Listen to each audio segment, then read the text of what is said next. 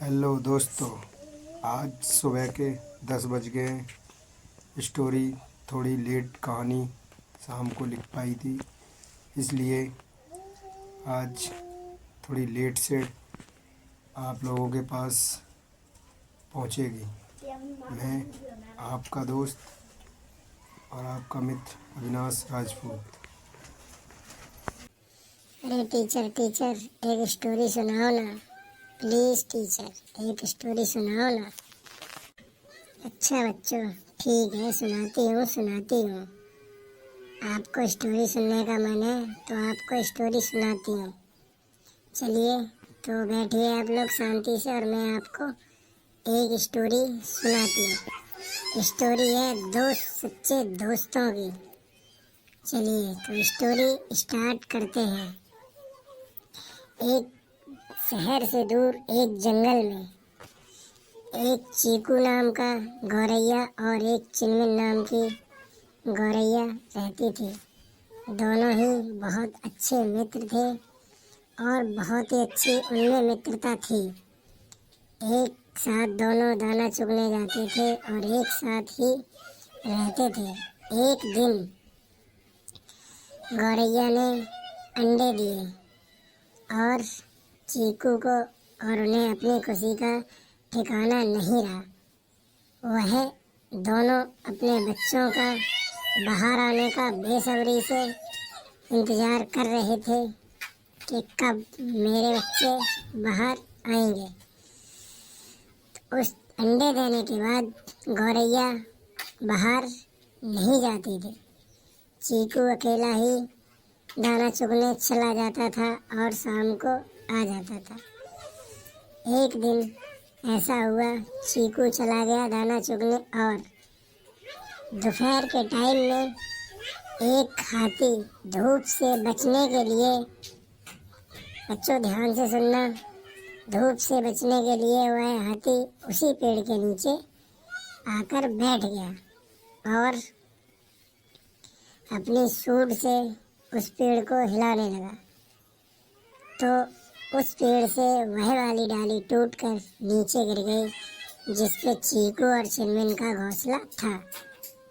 और डाली टूटने के कारण नीचे गिरने से उनके अंडे फूट गए और उनके बच्चों की मौत हो गई। तो चिनमिन रोने लगी। शाम होने के बाद जब चीकू वापस घोंसले पर आया तो चिनमिन रो रही थी और बोली कि हमारे सारे सपने टूट गए। सारी बात चीकू को बताई। चीकू और चिनमिन बहुत ही दुखी थे। इतने में उसी पेड़ पर एक भोलू नाम का और एक उनका दोस्त रहता था।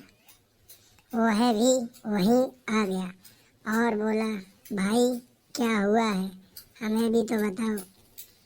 तो चीकू ने सारी बात उस भोलू राम को बताई।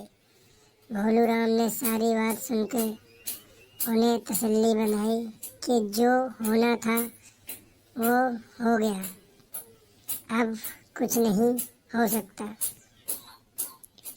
फिर चीकू बोला, हाँ जो होना था वो तो हो गया, अब कुछ नहीं हो सकता, लेकिन इस पागल हाथी को दंड तो मिलना ही चाहिए।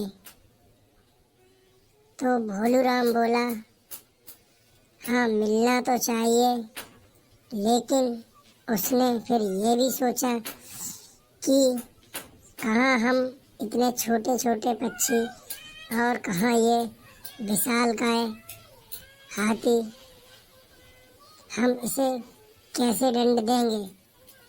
फिर उसने कुछ देर सोचा और बोला कि ठीक है, इसे दंड तो मिलना ही चाहिए।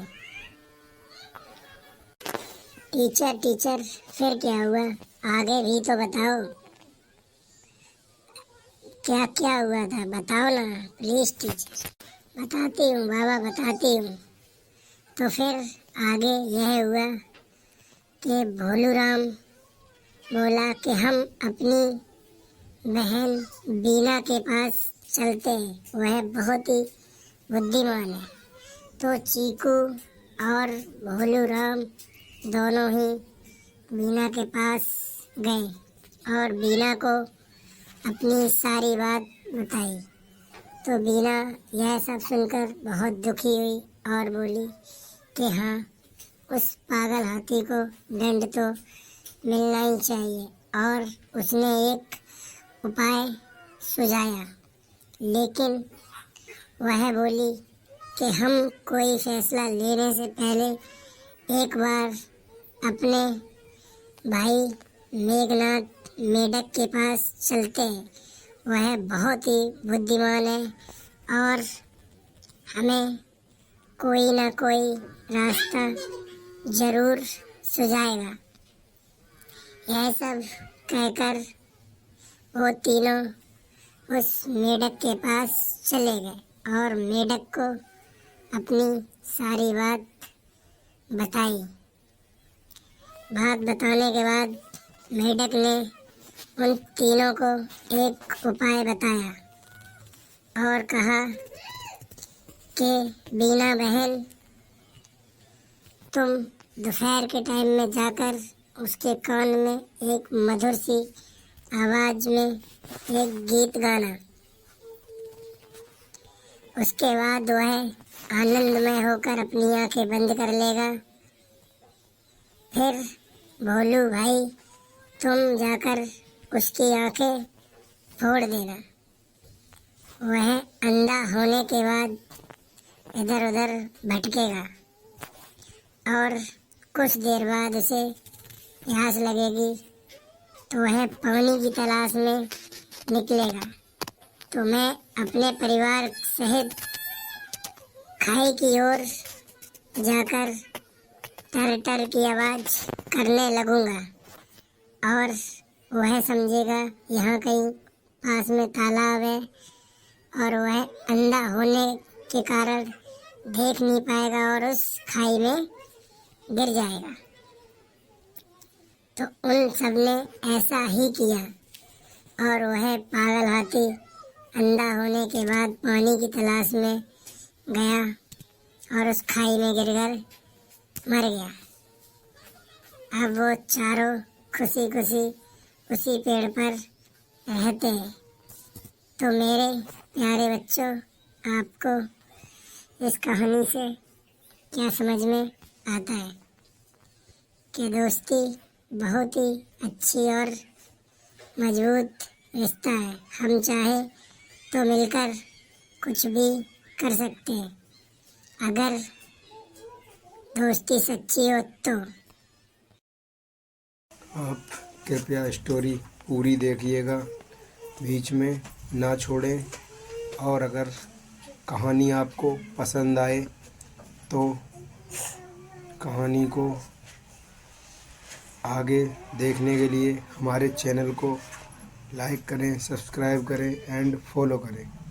जय हिंद, जय भारत।